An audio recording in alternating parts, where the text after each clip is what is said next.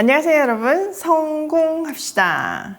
하나님이 어떨 때 우리에게 아주 클리어하게 말씀하실 때가 있어요. 근데 그걸 확인하고도 안 하는 경우가 있잖아요. 그러면 어떻게 되나 오늘 본문에서 얘기해 주는데요. 바로를 교훈 삼아서 그런 강팍함에 사로잡히지 않도록 은혜를 구했으면 좋겠어요. 자, 오늘은 이제 9장의 5번째 재앙부터 들어갈 건데요. 일단 10가지 재앙이 신학적인 사이클이 있어요. 3, 3, 3, 1로 이렇게 분류가 되는데요. 앞에는 물에 관련된 것, 또 공기에 관련된 것. 오늘은 8일대로 시작된 두 번째 사이클의 두 번째 재앙을 살펴볼게요. 자, 두 번째 사이클은요, 첫 번째 사이클하고 조금 몇 가지 다른 점이 있어요. 먼저 이집트 마술사들이 등장하지 않아요. 첫 번째, 두 번째 재앙은 따라하죠. 그들의 술법으로요. 근데 세 번째 재앙부터는 자기네들 능력 밖이라고 고백해요. 그런데 그 이후엔 아예 사라져요. 두 번째는요, 계속 어떤 구조 속에 있었죠? 하나님이 모세에게, 모세가 아론에게, 아론이 지팡이로 이렇게 역사했잖아요. 근데 이제 지팡이가 아닌 하나님의 말씀으로 진행되어요. 세 번째는요, 재앙으로부터 이스라엘 백성들이 구별되어요. 그리고 네 번째는 점점점 그 심판의 수위가 높아지고 있죠. 첫 번째 사이클의 새 재앙을 생각해보면 생활하는데 불편함을 주는 수위였다면 두 번째 사이클인 8위 재앙에서는요, 그 땅이 폐허가 되었다고 기록하고 있어요. 또 재앙들이 일어나는 공간을 조금 구분을 해보면 두 번째 재앙인 개구리는 물, 세 번째 재앙인 이는 땅, 네 번째 재앙인 8위는 공기, 공중과 연관이 있죠. 그러니까 이것을 통해서 하나님은 물, 땅, 공기를 주관하시는 창조주이심을 알려주시는 거죠. 또 이 단계적인 재앙을 통해서 하나님이 뭘 하고 계신다고요? 두 가지 메시지가 있다고 그랬죠? 네, 맞아요. 첫 번째는 내 백성을 구원하심이고, 두 번째는 하나님을 드러내고 있어요. 먼저는 하나님의 백성들에게, 두 번째는 바로를 비롯한 세상 사람들에게, 그리고 더 나아서 지금 이 본문을 읽고 있는 우리들에게요. 자, 이렇게 정리가 되셨으면 본문 안으로 들어가 보도록 할게요. 1절, 주님께서 모세에게 말씀하셨다. 너는 바로에게로 가서 히브리 사람의 주 하나님이 이렇게 말씀하신다 하고 나의 백성을 보내어라. 그들이 나에게 예배 드리게 하여라. 내가 그들을 보내기를 거절하고 계속 그들을 붙잡아 둔다면 주의 손이 들에 있는 너의 집짐승들 곧 말과 나귀와 낙타와 소와 양떼를 쳐서 심히 무서운 병이 들게 할 것이다. 그러나 주는 이스라엘 사람의 집짐승과 이집트 사람의 집짐승을 구별할 것이니 이스라엘 자손의 것은 하나도 죽지 않을 것이다 하여라. 자, 5번째 재앙은요, 집짐승의 죽음이에요. 이번에도 이스라엘 백성들은 구별되어서 심판받지 않을 것이라고 말씀하시죠. 또 지금까지는 이미 창조된 창조물로 이집트를 심판하셨다면요, 이번에는 그 창조된 것을 죽임으로 심판을 하시죠. 이 죽임은 마지막 재앙의 10번째 장자의 죽음에서 절정을 이루어요. 자, 5절, 주님께서 때를 정하시고서 나 주가 내일 이 땅에서 이 일을 하겠다 하고 말씀하셨다. 이튿날 주님께서 이 일을 하시니 이집트 사람의 집짐승은 모두 죽었는데 이스라엘 자손의 집짐승은 한 마리도 죽지 않았다. 바로는 사람을 보내어 이스라엘 사람의 집짐승이 한 마리도 죽지 않은 것을 확인하였다. 그러나 바로는 여전히 고집을 부리고 그 백성을 보내지 않았다. 주님은요, 이 일이 주님이 하시는 일이라는 것을 분명하게 알려주시기 위해서 내일이라고 때를 아주 정확하게 말하시죠. 그리고 그 말씀하신 그때, 내일 이집트를 심판하셨어요. 또 말씀하신 대로 이집트 사람의 집짐승은 모두 죽었지만 이스라엘 사람들의 집짐승은 한 마리도 죽지 않았어요. 이 구별됨의 은혜가 얼마나 큰지 다시 한번 감동으로 밀려와요. 우리가 어제 살펴봤지만요, 정말 화려한 문화 속에서 자기들이 최고인 줄 아는 이집트인의 시각에서는요, 그들이 꺼려하는 목축업을 하는 이스라엘 사람들이 모여 사는, 그것도 노예들이 모여 사는 고센이라는 땅은요, 정말 가까이 하기에는 너무나 꺼려지는 곳이었어요. 이스라엘 백성들은 이렇게 조롱과 무시를 당하면서 강제적으로 구별됨을 당하고 있었죠. 그런데 하나님의 때가 되니까요. 그 구별됨은 축복이 되어서 그들을 살리는 곳이 되었고 생명의 땅이 되었어요. 정말 대박이지 않나요? 바로는요. 사람을 보내가지고요. 모세가 한 말대로 정말 이스라엘 사람들이 집짐승은 죽지 않았는지 확인을 해요. 확인했으면 순복하면 되는데 문제는 확인을 하고도 여전히 고집을 부리면서 이스라엘 백성들을 내보내지 않아요.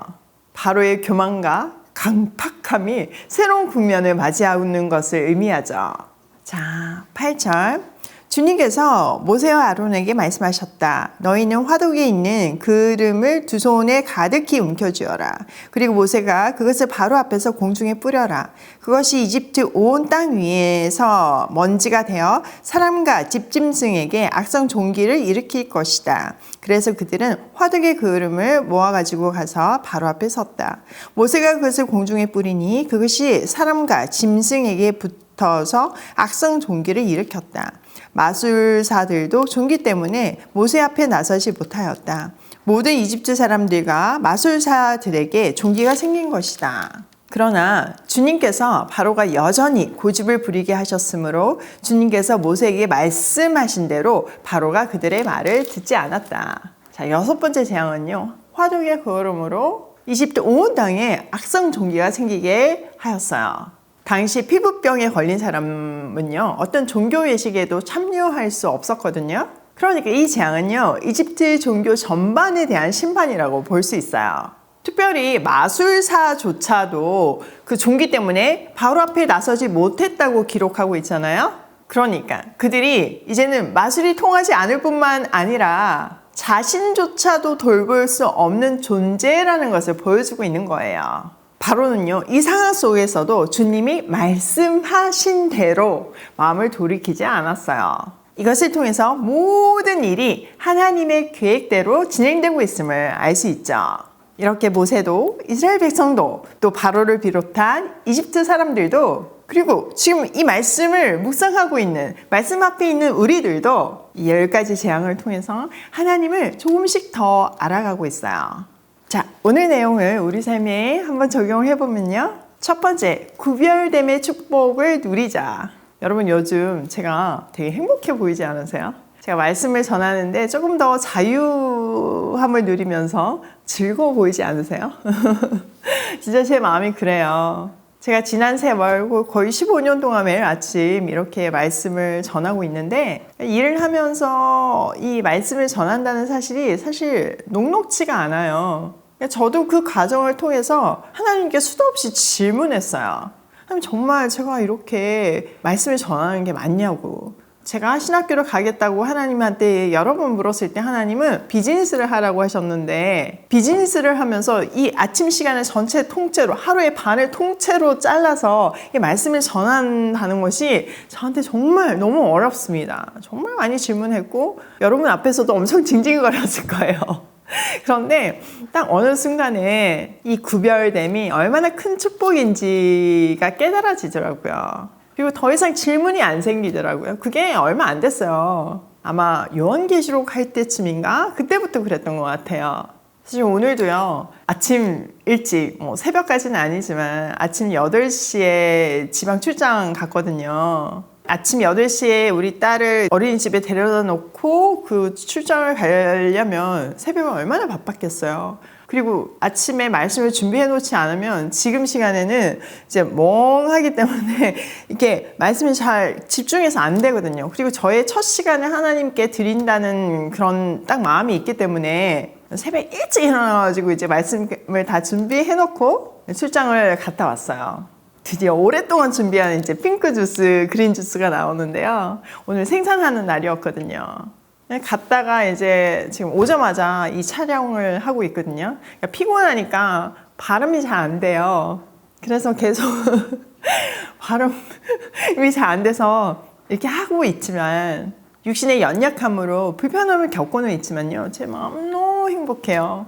이 구별됨을 누린다는 것이 얼마나 큰 축복인지 정말 요새는 새롭게 깨닫는 것 같아요. 제가 지난 세월을 말씀을 전하면서 누린 축복이 되게 크거든요. 근데 순간순간 그런 질문들이 있었어요. 그런데 너무 감사하게도 하나님은 저를 내버려 두시지 않으시고 그때마다 마음을 새롭게 다잡게 해주시고 저를 인도하셔가지고 그걸 멈추지 않게 해주셨던 게 너무 큰 은혜였던 것 같아요.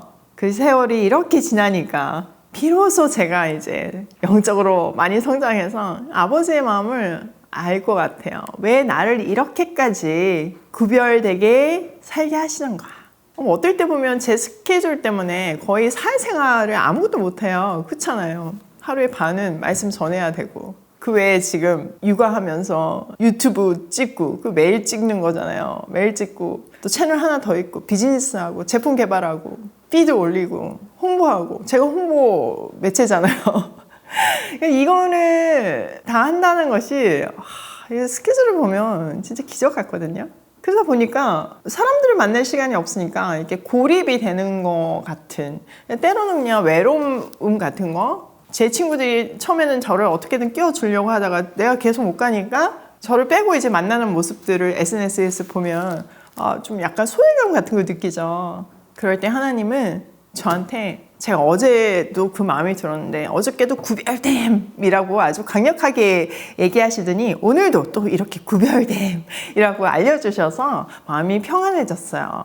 그리고 그 구별됨에 저 혼자 있는 것이 아니라 여러분들이 같이 있잖아요. 이게 얼마나 큰 축복이에요. 우리가 오이 패밀리로 부름받아서 정말 시설에 있는 아이들을 품고 그 아이들의 이모가 되어주고 있잖아요. 자립준비 청년들에게 든든한 울타리가 되어주고 이모 가정이 되어주고 있잖아요. 이거 너무 놀라운 것 같아요. 더 나가서 북한에 있는 고아들도 우리가 돌볼 거잖아요. 이런 가족이 있다는 거, 이렇게 같이 구별된 공동체가 있다는 것이 다시 한번 축복이라는 것을 깨닫고 또 여러분들도 그걸 새롭게 깨달으면 좋겠다 싶어서 이렇게 나눠요. 제가 오늘 좀 발음이 어눌해도 그냥 피곤해서 그렇구나 하고 이해해 주세요.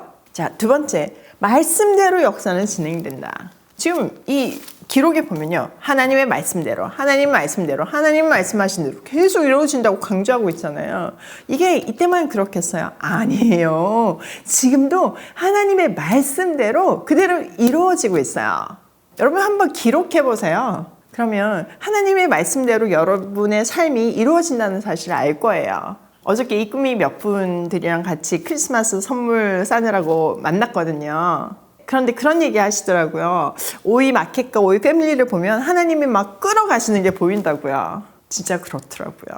그러니까 우리는 말씀대로 이 세상의 모든 역사와 우리의 삶을 이끌어가시는 하나님을 신뢰하면서 가면 되는 거예요. 나를 창조하신 분이 나의 미래도 이미 준비해 놓으셨으니까요. 자, 세 번째, 확인하고도 골칫 부리지 말자. 바로 보세요. 들은 말씀은 있어가지고 진짜 그런가, 이스라엘 백성들에게는 재앙이 안 내렸나 확인하잖아요. 확인을 하면 뭐예요? 다시 돌아가가지고 마음을 강팍하게 닫고 말씀대로 안 하는데요. 근데 이 모습이 우리한테도 있잖아요. 우리는 이러면 안 되는 거죠. 하나님이 왜 이렇게 바로 이 이야기를 이렇게 보여주겠어요? 우리한테 그 길을 가지 말라고, 그 끝이 어떻게 되는지를 보여주시는 거예요. 보고도 모른 척하면 절대 안 되는 거예요. 오늘도 내가 구별되었다는 사실에 감격하며 말씀대로 내 삶이 이루어질 것을 확신하며 고싱해요.